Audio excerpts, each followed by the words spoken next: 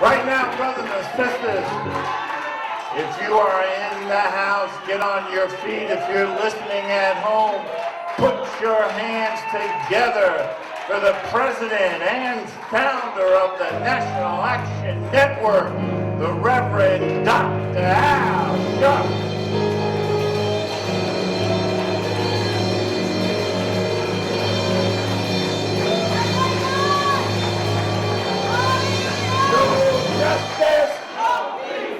No justice. No peace. No justice. No peace. No justice. No peace. What do we want? Justice. What do we want? Justice. What do we want? Justice. When do we want it? Now. When do we want it? Now. When do we want it? Now. When do we want it? Now. Fist bump the person next to you. Tell them you love them. Never give up and never give in.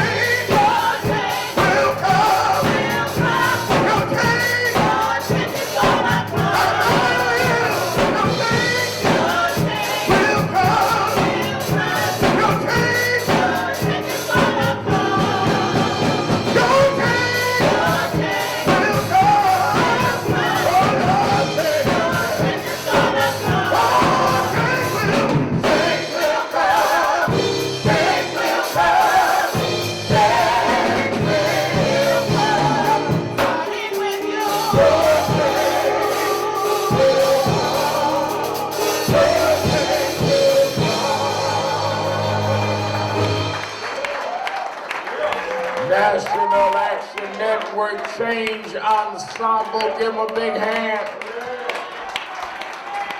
Give them a big hand.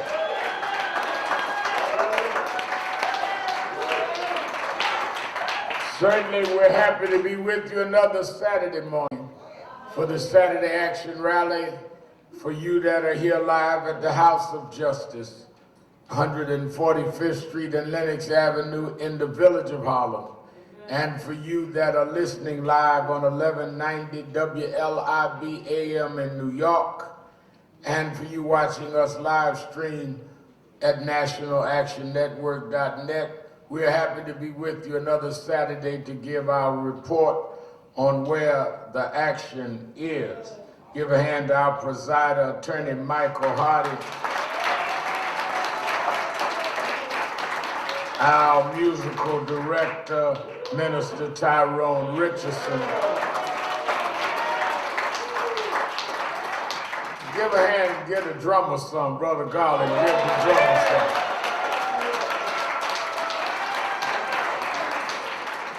Certainly we also have been blessed and happy to have with us this morning the Reverend Terrence Dunlap, great inspirational man. Glad to have him. He tried to hoop a little at the end there. We're glad to have him from St. James Baptist Church in Newark. Glad to have him with us. We needed that word this morning. A lot is going on, and I'm going to try to cover as much as I can. First of all, let me say, as was already announced during the What's on Your Mind segment, that the Soho lady, y'all call her the Soho?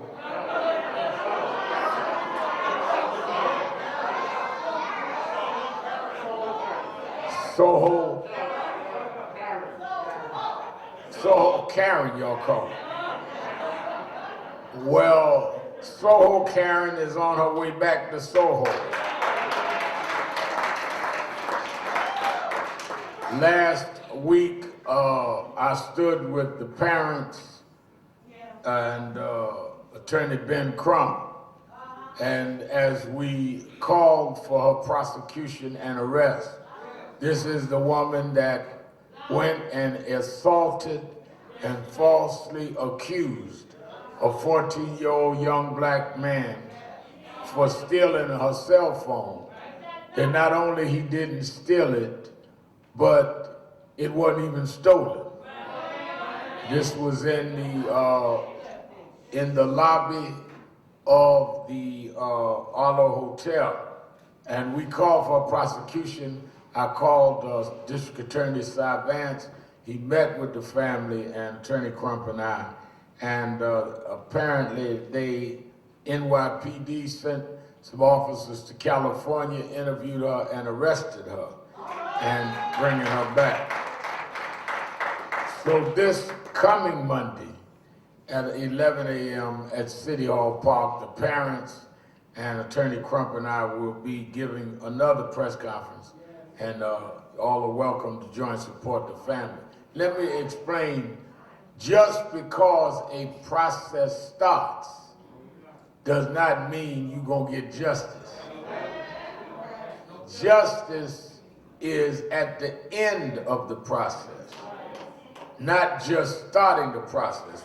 One thing that you that have been here in National Action Network or aware of our work for years know that it takes a lot to get a case, but then it takes even more to get some justice from the case.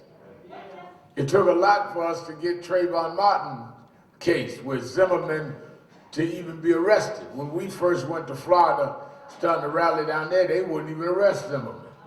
We finally got him arrested and indicted, but they then still found him not guilty. So that's why movements and struggles are not for those that are just sprinters. They are those that will go for the long haul and that will stay on the case until you get something done. Why is it so important to stay on this particular case?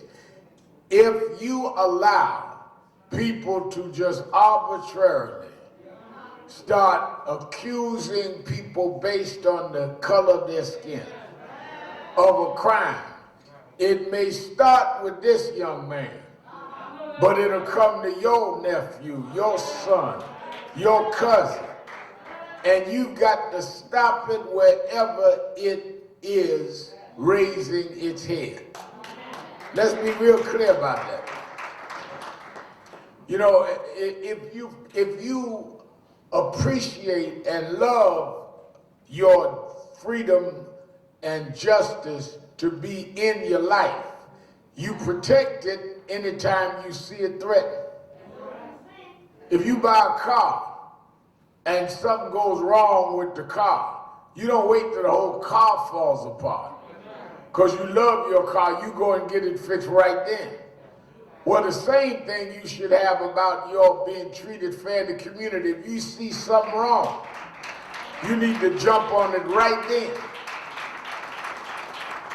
Otherwise, it becomes a pattern. And then people say, well, that ain't nothing. Well, it may not be nothing to them, but it's something to you if it was your child or someone that you love. So I want everybody to support them through this whole process. It's very, very important. I want to commend all of our committees. I was listening as Sister Dudley was reporting on the committee that they've been operating virtually.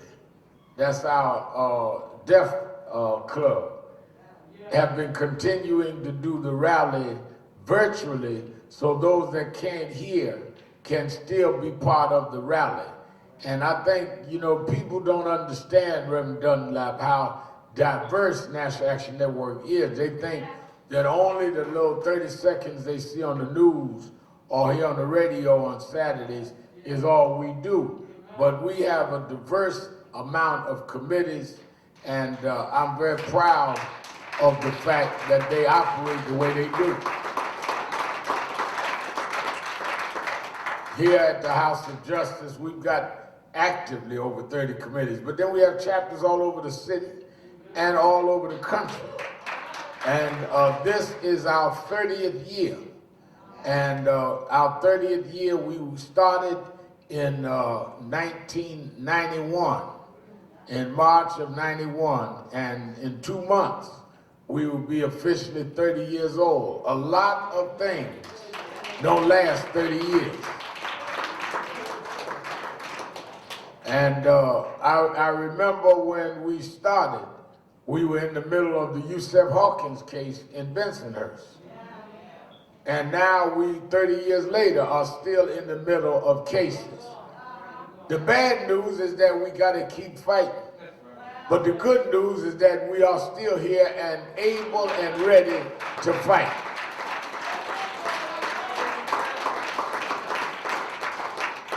And a lot of us get tired. Somewhere I read in the Bible, don't be weary in good doing.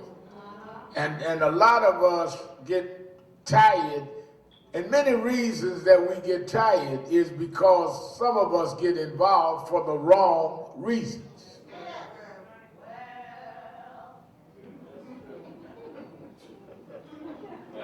Some of us join movements to become well-known.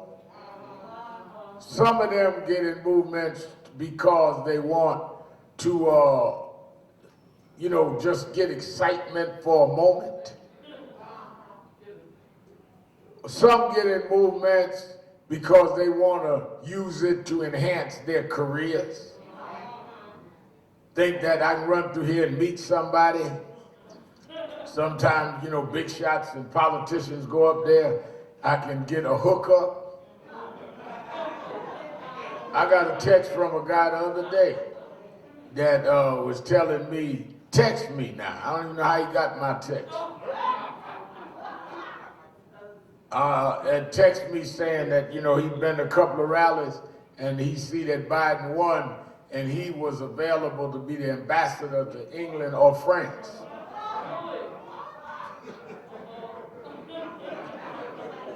Been to 2 rallies now. I don't know him from nobody, but he's available to go and be the ambassador to England or France. And want me to pass it on to Biden. So y'all know I'm a very courteous, accommodating kind of fella. So I texted him back and told him that I'm very happy that he's available. And I'm sure Mr. Biden will be happy he's available. And why don't you go over to First Avenue to Bellevue and let them wait to pick you up when they decide whether or not you want to be in England or France. That's where you ought to wait, and they'll come inform you which country you got. But it goes to say, to show you, some folk come here for a lot of crazy reasons. Some folk come because they get jammed up in trouble and want the whole world to stop to deal with their trouble, even though they've never been involved in fighting for anybody else's trouble. Now, let me say this. We are about dealing with people's troubles. We are about helping people. But don't act like you the first one got jammed. We have a whole crisis department here set up to deal with people's issues. But what gets me is when folk come up and will say, wait a minute now, stop everything you're doing, just deal with mine. No, just get in with what everybody else is dealing with. So I say all that to say that we've got to get involved in these situations as we have for the last 30 years. But we cannot get involved if we're not going to stay in till the end. As I began saying, when we started 30 years ago, we did not get involved in Yusuf Hawkins and they indict 2 or 3 of the guys and we got out. We stayed through every trial. Whether they went to jail, Joey Famer went to jail for killing Yusuf Hawkins, still in jail.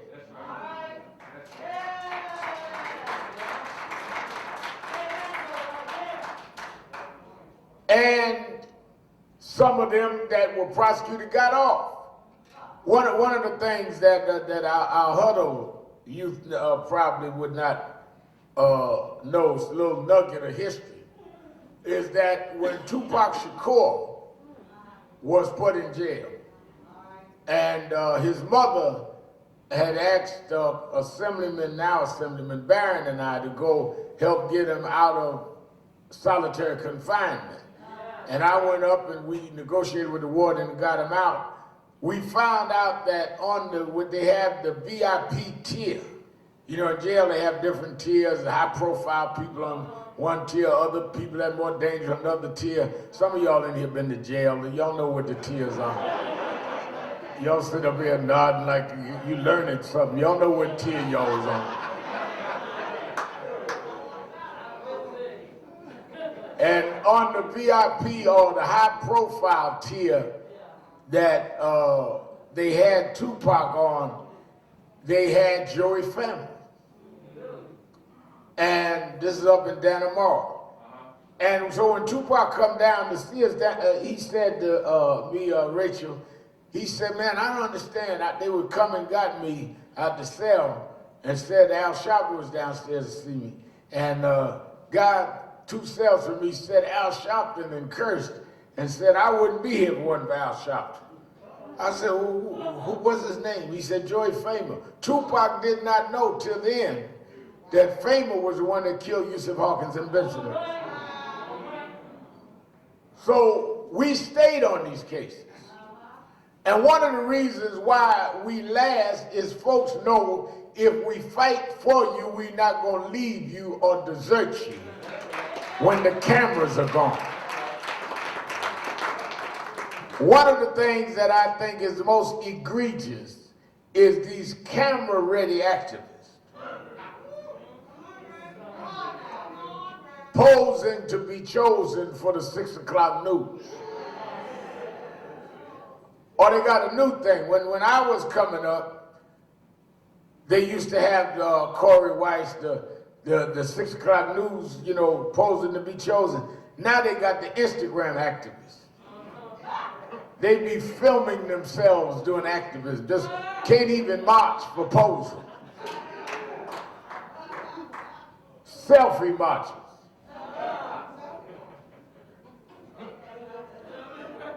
Selfie activists.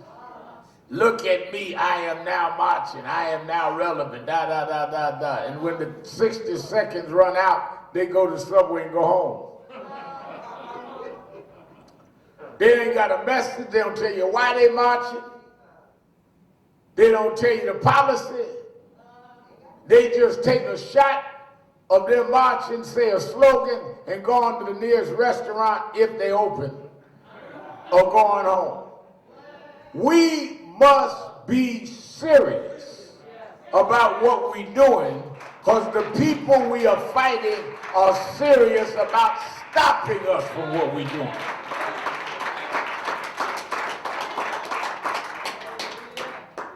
The reason I'm taking my time to break that down is, let me tell you something. You may be here for different reasons, but the people that are fighting us know why they're there.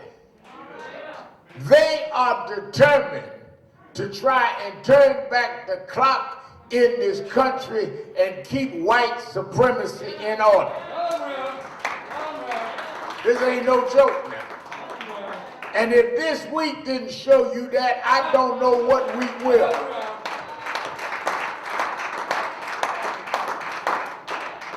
They made it real clear for anybody that thinks those were the good old days. No, these are the days. And you and I have not seen nothing yet. So if you are playing, you need to go find something else to play with. Because it's getting ready to get serious right through this stretch. I want y'all to be real clear about that. Because we are in a very historic time. People be talking about, they read about this point in history, read about that point in history. You are at a point in history that they will be reading about for hundreds of years. That's it. This is a very unique and a very clearly different point in the history of this country. And if you're not prepared for the battlefield on this season, you need to get out of the way, because they are not playing.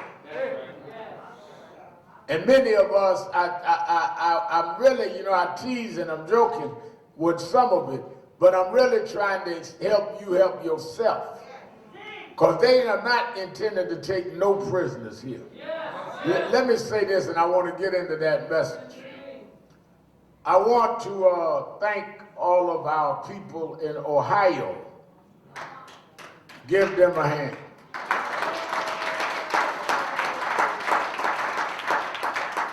Let's welcome our Impact Television family all over the country.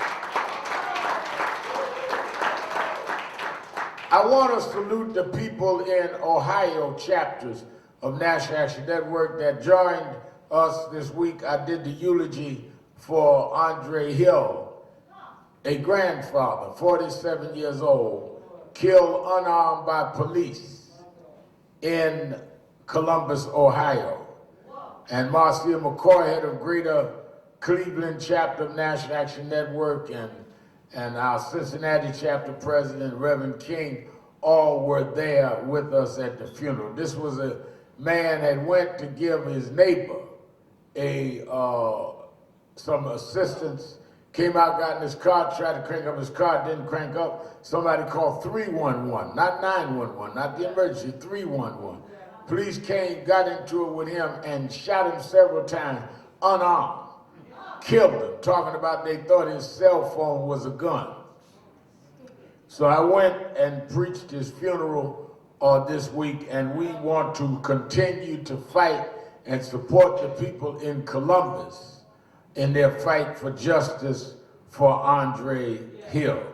And I think that it is a case that warrants our attention and consistency. Let me also say that we want to congratulate all of those that were part of the movement to protect the vote in Georgia.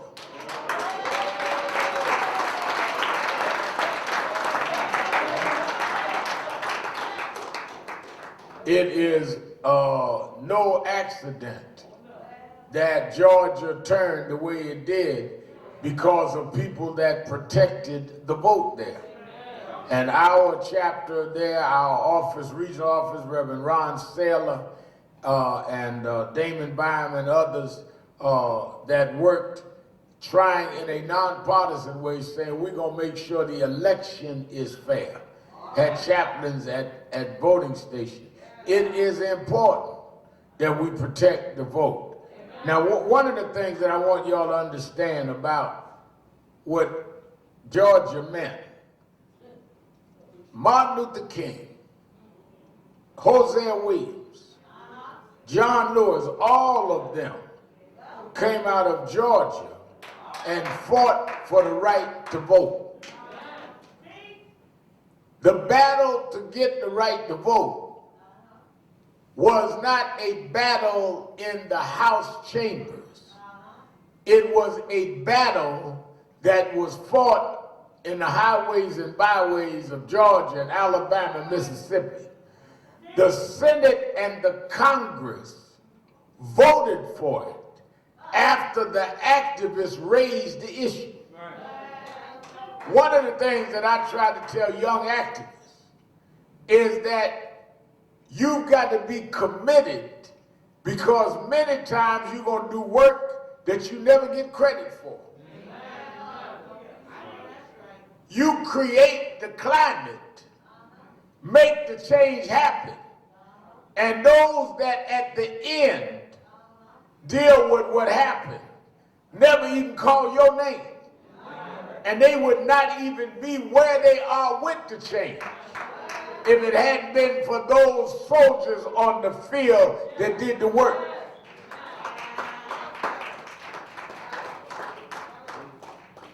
But you do it anyhow. But I want us not to be guilty of that.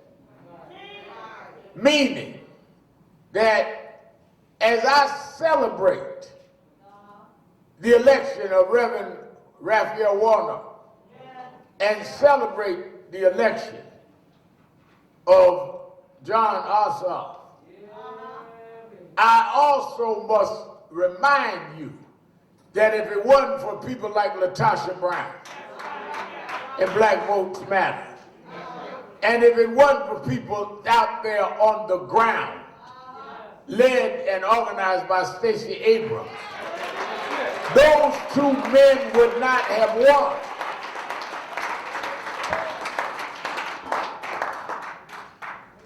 And we cannot continue to allow ourselves to forget those that make stuff happen.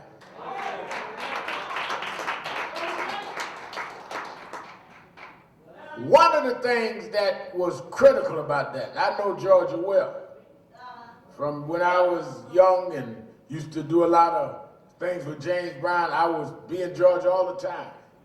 For them to wake up and see a Jew and a black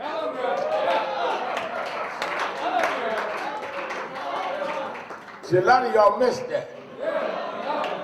The worst nightmare to a Southern racist is that a Jew and a black won both Senate seats in the state of Georgia.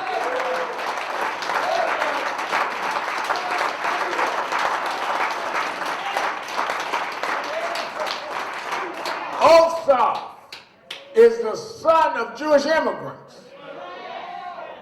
Warnock, one of 11 children out of Savannah, Georgia. I thought about how 2 Jews and a black died, Gooden and Cheney and Sweater, to give us the right to vote. And here 50 years later, 1 Jew and 1 black will put their hand on the Bible and become the senators from the state of Georgia.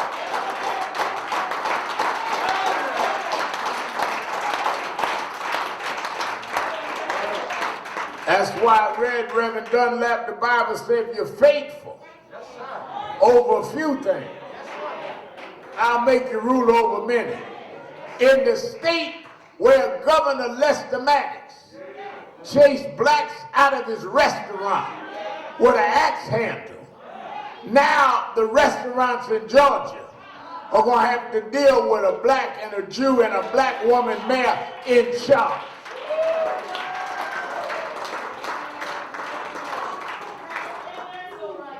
Now don't forget now, just like today, you got some naysayers that are always against movements.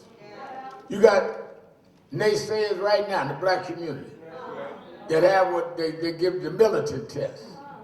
No matter what you say, it ain't militant enough. You know,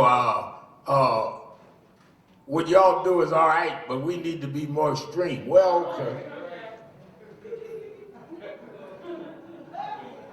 Let me give you a little extreme folk a little lesson. The other day, President announced they was going to have a march in Washington as they took the Electoral College vote and certified Joe Biden. They said, come to Washington to stand up against the Senate and the Congress voting there. Now let me break this down for you. And I'm going to deal with this tonight on Politics Nation at length.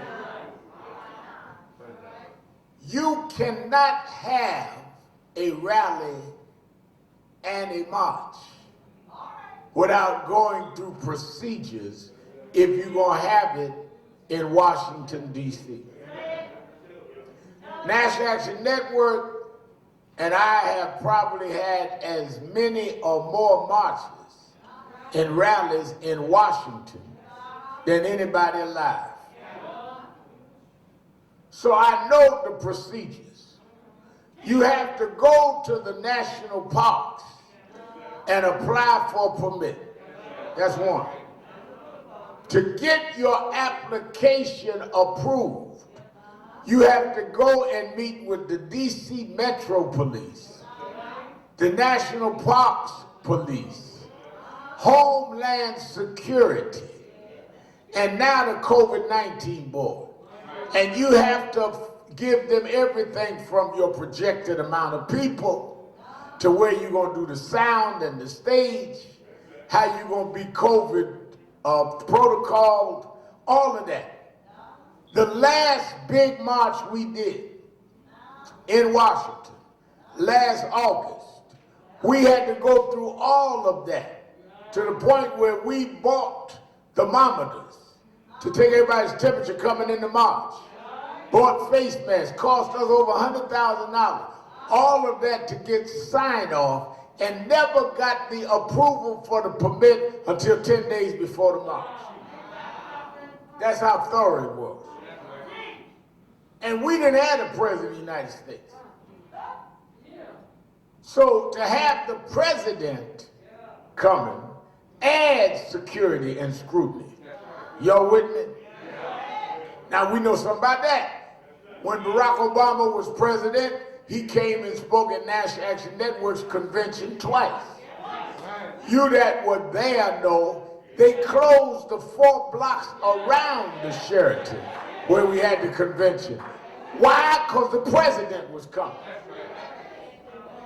Now, I lay all that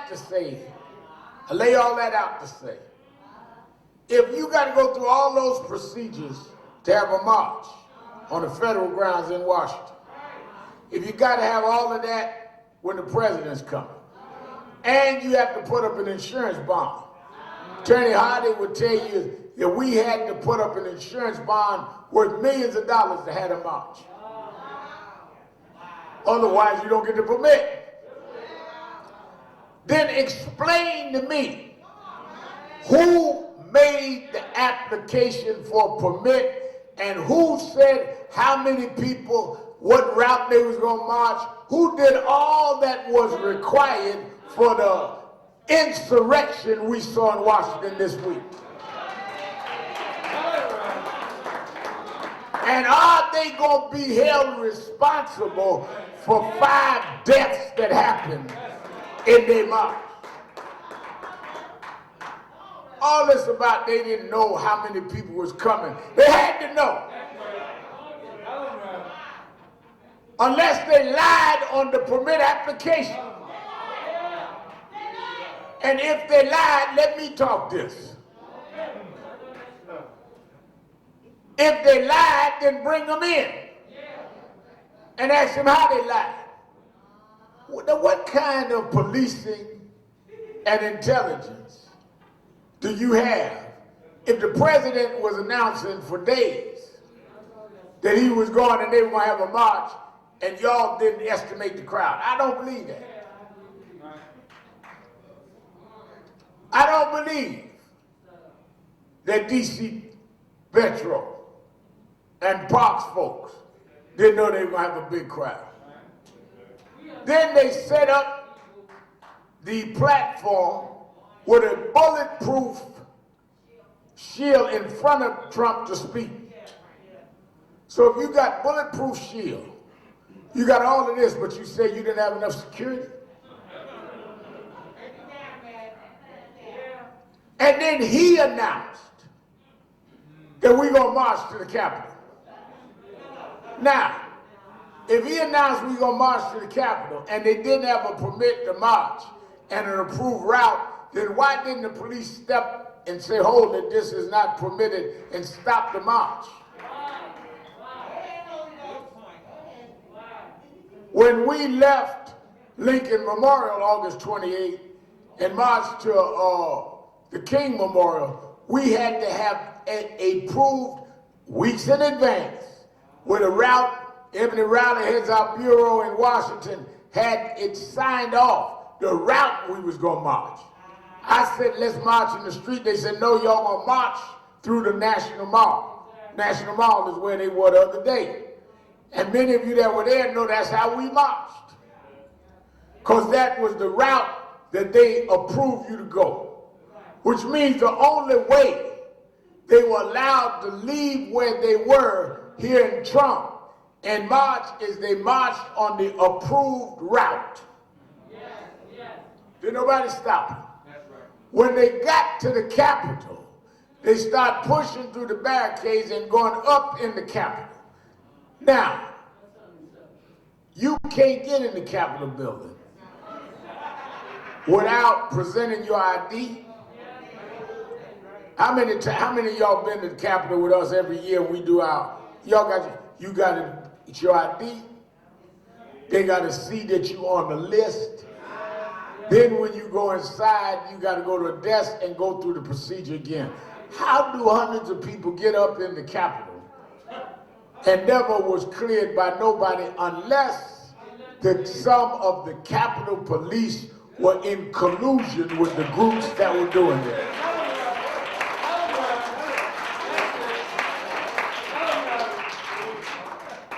Somebody stood down and allowed this to happen. Until finally they just came with numbers they couldn't stop.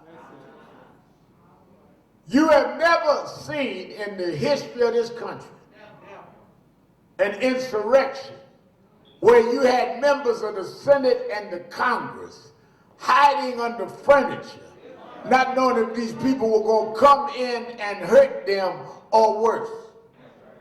You see this in banana republics, not in the United States. But you're dealing with a man in office, I've been telling y'all since 16, that is so maniacal that he would rather see the nation disgraced and people fear for their lives in the capital of the United States than to lose an election. They said they couldn't even get him to say to the people leave because he wanted, his ego is of such, he wanted them to say that the people will take over the Capitol for me. That's how sick he is.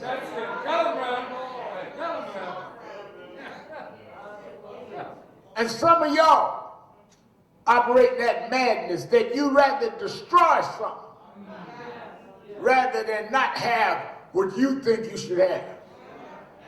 Let me bring it on. Some folk rather tear up the church if they don't get the position they want. If I ain't the head of the choir, if I ain't the head of the deacon board, if I ain't the head of the missionaries, I'll tear the whole thing up. You got that Trump demon in you.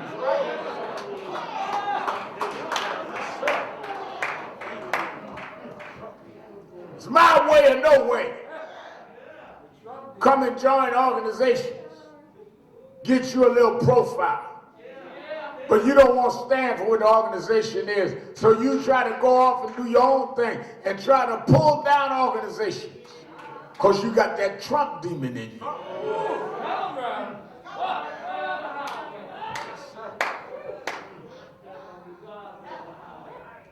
It's all about you.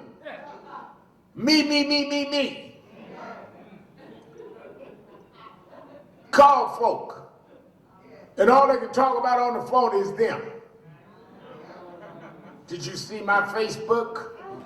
Did you hear what I did so-and-so? Oh, I went and bought so-and-so. Oh, I look good so-and-so. Me, me, me, me. You got that Trump demon in you. You're too wanting. You're missing something. To where you have an attention deficit when you were growing up. So you need all this attention now. Somebody didn't pick you up out the crib when you was hollering and screaming.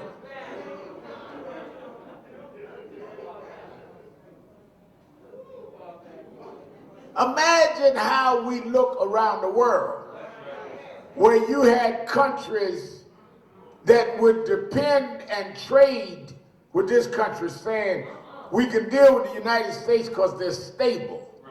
Well, imagine how unstable we looked the other day. Who gonna feel in the stability of this country? And finally, they went and said enough is enough and took the president off Facebook and Instagram. And last night took him off Twitter. Now,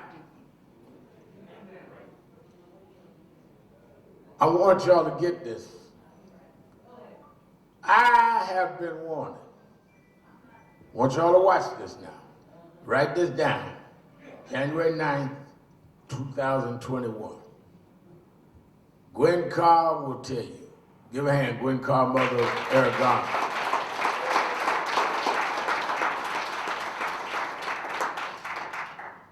Gwen will tell you, and Hardy will tell you, that I've been telling a lot of our activists, new activists, young activists join NAN, to watch what you say at rallies and watch what you do.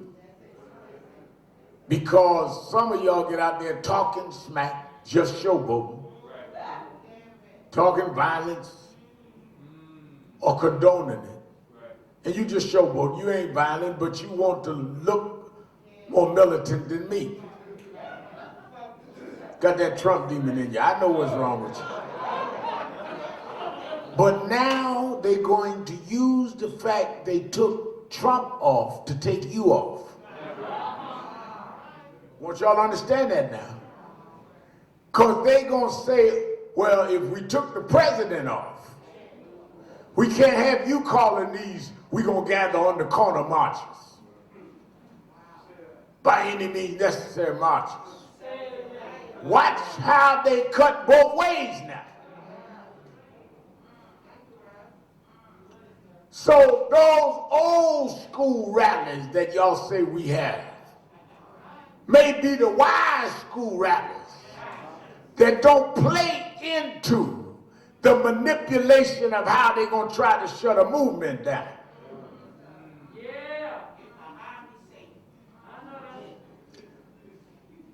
Be real careful that you don't play into the hands of those that are adversarial to our interests.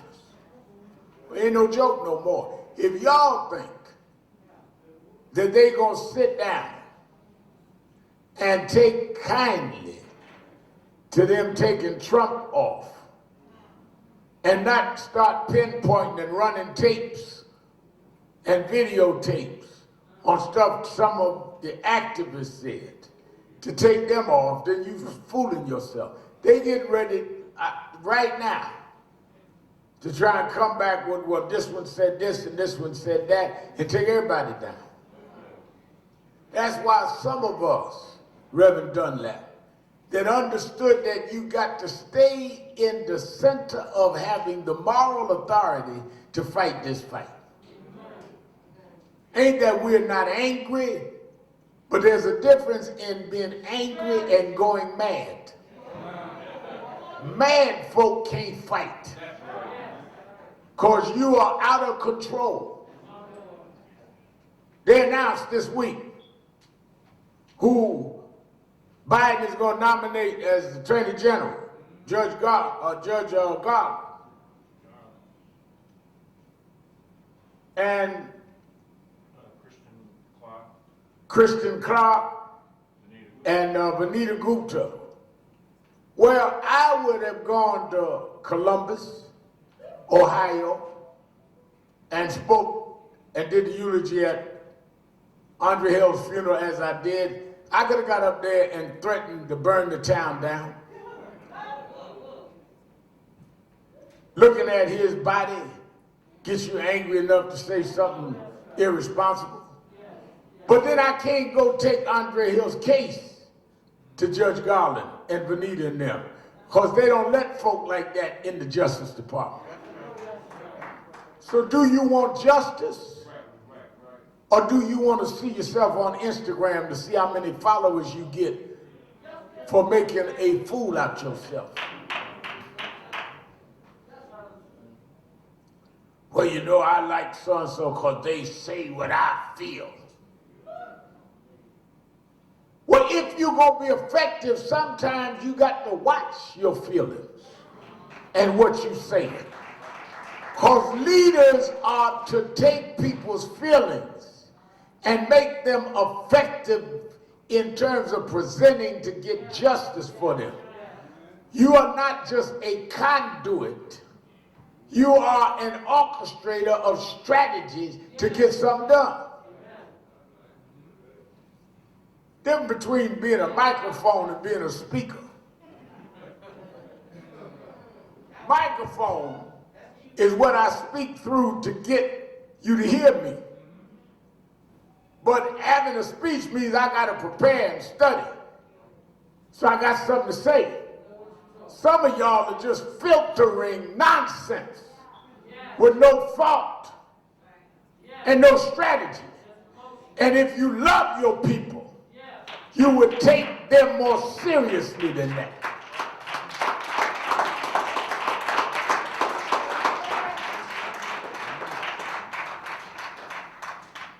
If you love your people, you want to see your people advance, not advance your career. If you love your people, you deal with, like Azimbe was talking about, there's elections this week in Africa. They're going to try to vote an impeachment for Trump here. You just expressing and being a vehicle for rage doesn't help that. It's strategy and channeling your anger and rage. Nothing wrong with being angry. Something wrong with not being angry. But it's something wrong not to channel it. Folk got angry in Georgia, and they channeled it into winning 2 Senate seats.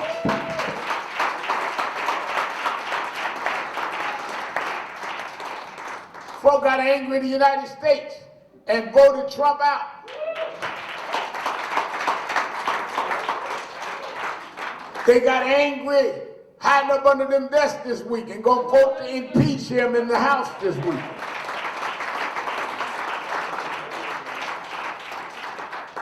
Folks say, well, you know, if they impeach him, they can't rush the Senate trial. Don't mean that. Yeah, it means something. It affects that he can't run again. It affects his pension. And he will be the first president in the history of the country to have been impeached twice.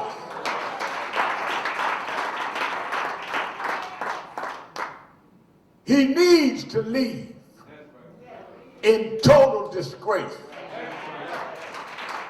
because he has totally disgraced the United States of America.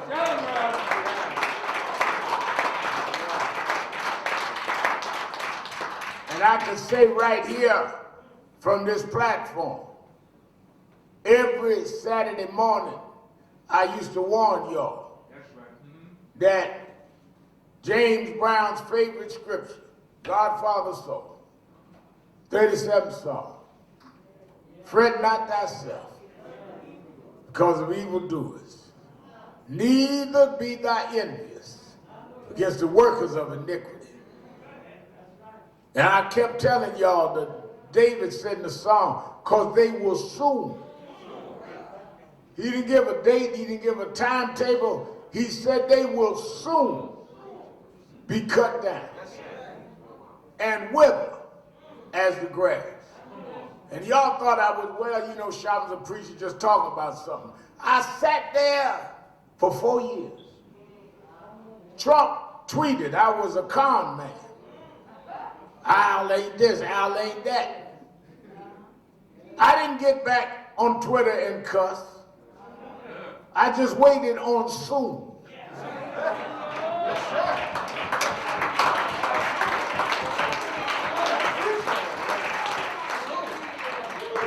Got up at a meeting of young black Republicans and called me names in front of them. Reporters called me and said, what you got to say about what President Trump said about you? I didn't say nothing. I waited on soon.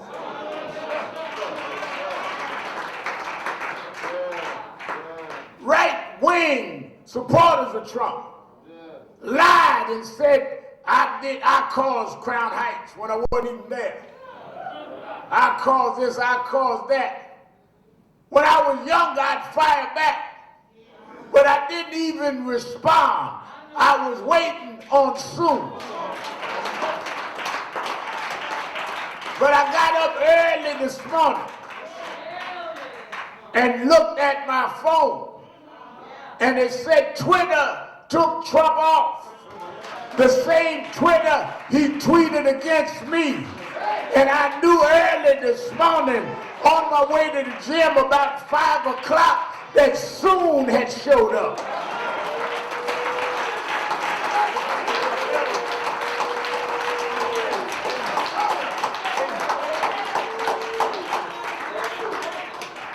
If you wait on the Lord, everything you don't need the answer, just wait on it. Some criticism don't deserve a response, just wait on it. If you wait on the Lord, they can beat you down, they can make you weak, but if you wait on the Lord, he'll renew your strength.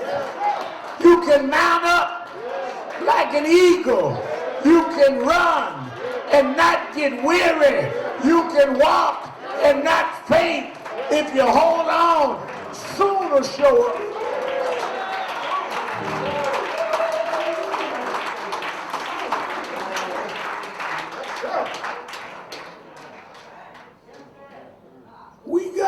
We got work that we're going to have to do behind us.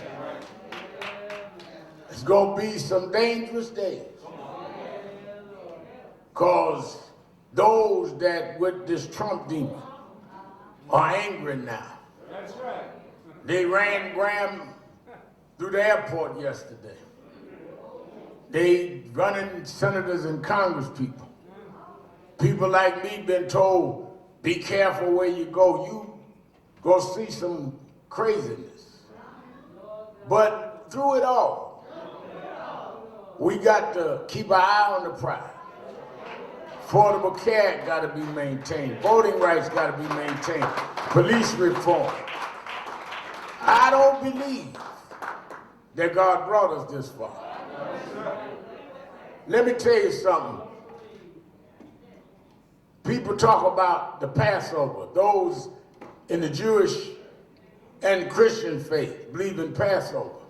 One thing about God, Dunlop will tell you, is he will warn you and give you chance to redeem yourself. Story of Passover is people run through that too quickly. When God sent Moses to warn Pharaoh, he told him that I'm going to back you up with 7 plagues. Now, stop and think about that a minute. Why, since God got all power, why did God just wipe him out the first time? Why go through 7 different plagues? Because God gave him 6 opportunities to realize that he was not more powerful than God. 6 opportunities to think about his mortality. 6 opportunities to think about his responsibility to the people he was over. And no matter what happened, frogs jumping, fire pop, none of that would turn Pharaoh around. Well, let me bring this to you. You get warnings in your life. You get involved in wrong. You turn your back on the God that brought you through. You rebuke the elders that raised you. And you get warnings to turn around. And I want you in this Trump week to look at the fact that if you don't heed these warnings, it doesn't mean you're getting away with something. You're only going to delay what ultimately will make you accountable for your deeds. Don't be talking about what you're going to face on the judgment. You're going to face some judgment here. Because somewhere I read that a man sows, that shall he also reap. Trump sowed all this mess, called people out their names, got on TV every day if he wanted to, lied about the coronavirus, almost 360,000 people dead, and he up there lying, telling you to put bleach in your veins. Sold it. And now he's going to have to walk out that White House in total disgrace. He refused to see the warning. We warned him. He wouldn't hear the warnings. Moses' job wasn't to afflict him, it was to warn him. Moses went and said, now Pharaoh, let my people go. Or everywhere you look gonna be frogs, let my people go. Or with hell goes gonna be fire, let my people go. Your job as prophets is to warn. And I'm telling you, Trump was warned and kept ignoring the warning. Then you get these pumped up evangelicals that chose Trump over their cause, that anointed iniquity. I saw one of them just slobbering all over him, lying on God.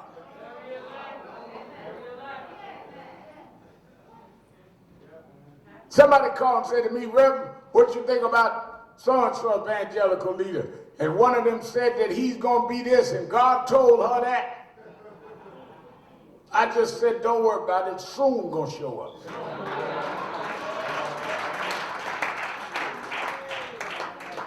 You will fall with the wicked if you don't heed the warnings.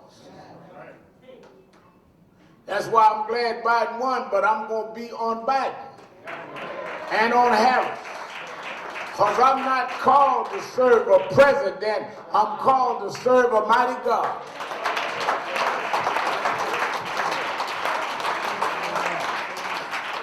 And if you are going to do what you were called to do, you'll fight your foes and your friends.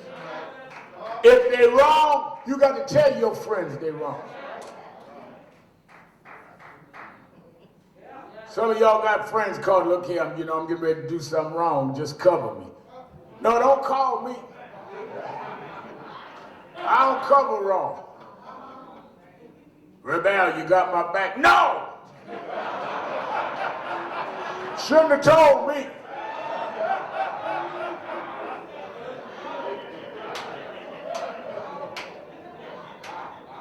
You gonna do something wrong? Don't call me.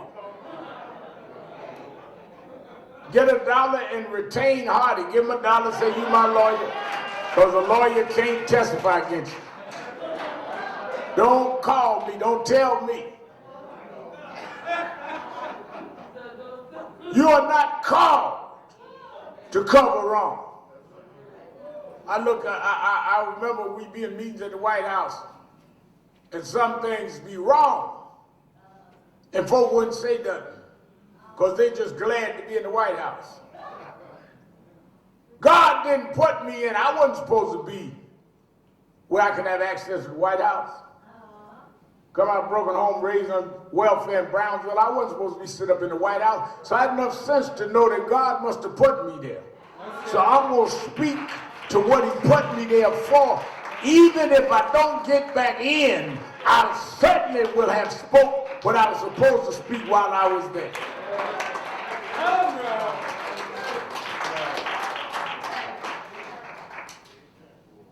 Same thing with Biden. They had a virtual meeting with 7 of us. Somebody released a tape. Well, look at what I said on the tape. I said right on the tape, I want a black attorney general. Right on the tape, you got to deal with these things. I said, y'all know I'm going to be me no matter what. I started with Biden the same way I'm going to be with Biden. And whoever come after Biden. Because if you are called for a purpose, you serve the purpose. If you're doing this for your career, you got to worry about who's going to be offended. And don't get me wrong, I don't want to offend nobody, but I first got to do what is right. We looking at this city. It's going to have a mayoral election this year. District attorney election this year. If people don't stand up, we need to sit them down. If people stand up, we need to hold them up. Because times are too serious. You get ready to see a real battle for the soul of this country now. Because these folks, what Trump showed you, they have no respect for nothing. If they will go in the hall of the United States Capitol and chase congressmen and senators down the hall, you know what they think about you. You've got to put on the whole armor of God.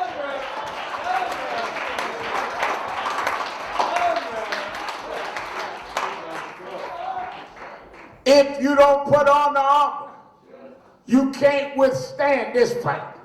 Because this fight is not about Republicans or Democrats. This fight is about wickedness in high places. This is about the wiles of the devil. This is about institutional iniquity. So that's why we got to put on the whole armor of God, so that we can withstand the wicked. If you fight, you might get hurt. If you fight, you might get bruised. But keep on fighting, because soon we'll show up if you keep on fighting.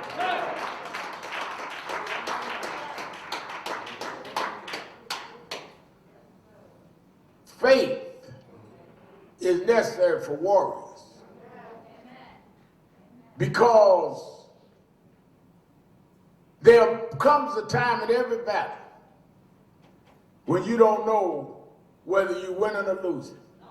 If you ever been in a real fight, you don't know, you ain't the scorekeeper, you fight.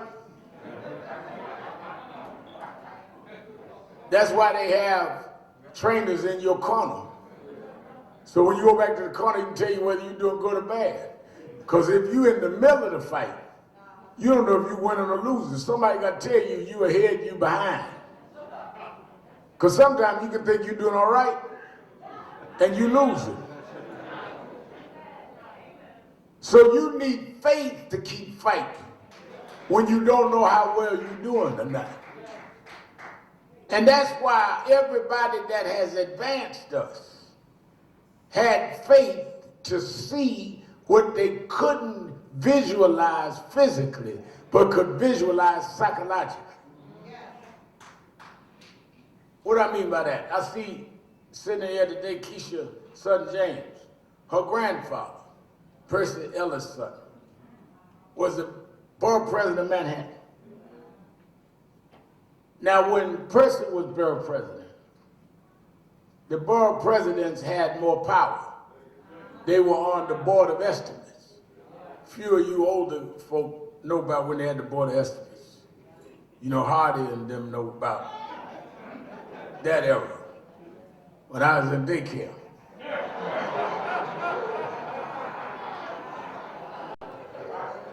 And the board of estimates decided, the budgets decided everything. So Percy, in effect, was the most powerful black in the city, but never left the movement. When he was borough president of Manhattan, and I was just a little teenage boy on welfare in Brooklyn, he paid to bring me to Chicago to Black Expo, saying that I think you should experience this. Paid for my mother to go with me. Why should I experience this, Borough President Sutton? Because if you see blacks that are mayors, they had just elected the mayor Gary, Richard Hatcher, the mayor of Cleveland, Carl Stowe. If you see things that look like you in power, it will raise your psyche to be powerful yourself. You can believe what you see. He then paid for me to come back and go to Gary Convention. I don't know why, but he did.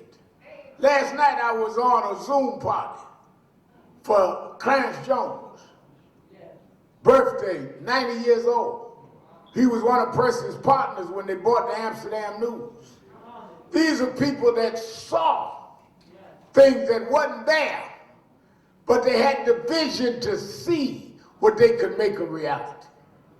There were a lot of folk more militant than them. There were a lot of folk talking about burn, baby, burn, but they didn't build nothing. But because of the Percy's and because of the Clarence Jones is why we got now a Raphael Warnock and a Kamala Harris. Because they saw things that others couldn't see. That's the difference between people with a career and people with a calling. Yes. People that are with a career operate on what's best for them. People with a calling operate on what's best to be done and know that what is good will come out of what they do for what is right. Their career will be taken care of. That's why it's said, seek ye first the kingdom of God and his righteousness. It's a matter of priorities. Because if you seek ye first the kingdom of God and his righteousness, all these other things will be added. It didn't say he's going to leave you out there high to dry. All of that will be added. But you got to seek that first. And the difference between those that seek that first and those that are career conscious is those that are career conscious will be popular for a moment. There'll be a Facebook hit or cable TV hit. But those that seek ye first are the ones that history will recall and that history will record. And that is why we're going to keep fighting. So we're 30 years old this year, but we're going to keep fighting anyhow. Reverend, where is it going? After seeing all of the trauma this week, after seeing the insurrection this week, where is it going to go? I don't know where it's going. I know they're going to try the impeachment this week. I know they're going to try to get those Senate seats back in Georgia. I wish I could tell you what Biden and Harris going to do, but I don't know. But I remember growing up in Washington Temple in Brooklyn. Madam Washington used to sing a song, Many Things About Tomorrow. I don't seem to understand. But I know who holds tomorrow. And I know He holds my hand. Many things about yesterday I didn't see coming, but there was a God that held my hand. And if I hold to God's hand, whatever tomorrow brings, he'll make a way out of no way. Many things about tomorrow you don't understand, but if you know who holds tomorrow, he'll hold our hand. We're going to make it. I don't know how, but we're going to make it. I don't know when, but we're going to make it. I don't know what for, but we're going to make it. I don't know what battles are ahead, but we're going to make it. I don't know what tricks they'll pull, but we're going to make it. Soon, gonna show up. I don't know about tomorrow. I just live from day to day. I don't borrow from its sunshine, for its sky may turn to gray. I don't worry about my future, for I know what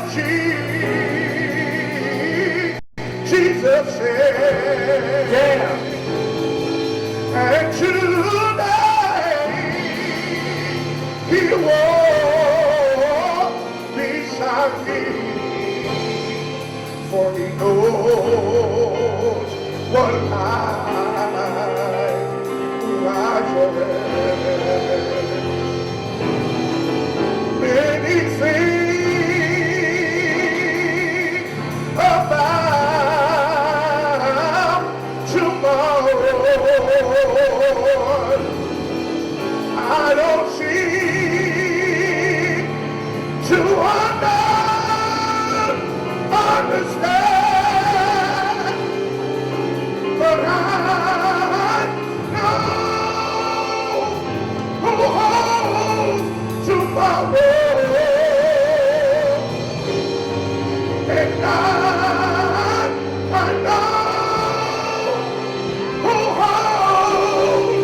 who holds my hand. Give me that verse one more time. Many things about tomorrow. I want you to think about your own life. I want you to think about what you're facing. We're still in the middle of a pandemic. We don't know what we're going to face tomorrow. Some of you got situations with your family. Some of y'all got situations with your job. I want you to leave here stronger than you came here, because many things about tomorrow. About tomorrow, I just don't seem to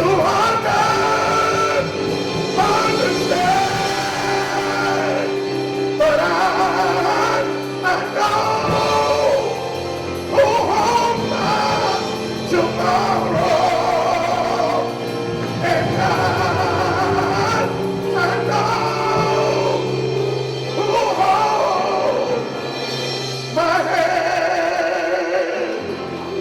everybody's singing. Everybody's singing. Everybody's singing.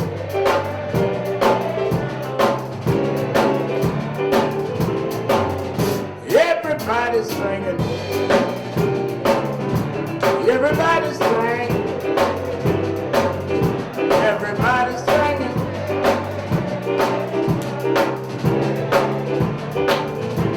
I know who holds tomorrow. He holds my hand, y'all.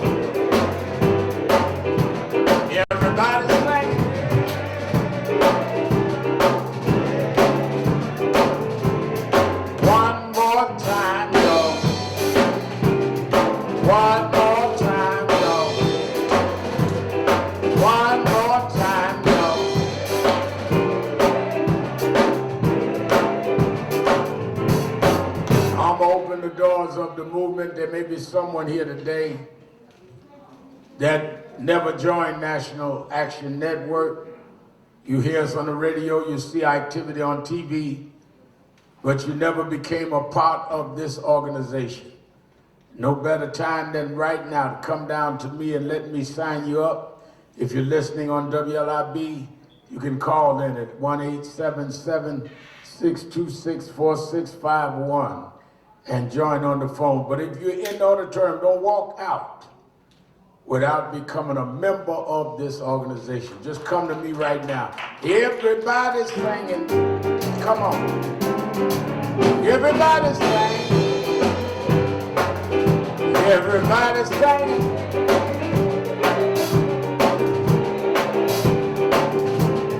Singing like you mean it.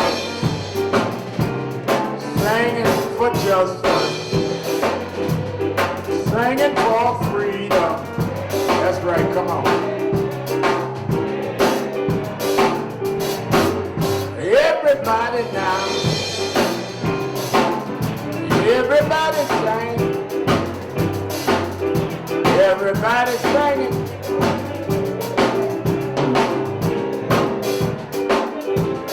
One last time, y'all. One last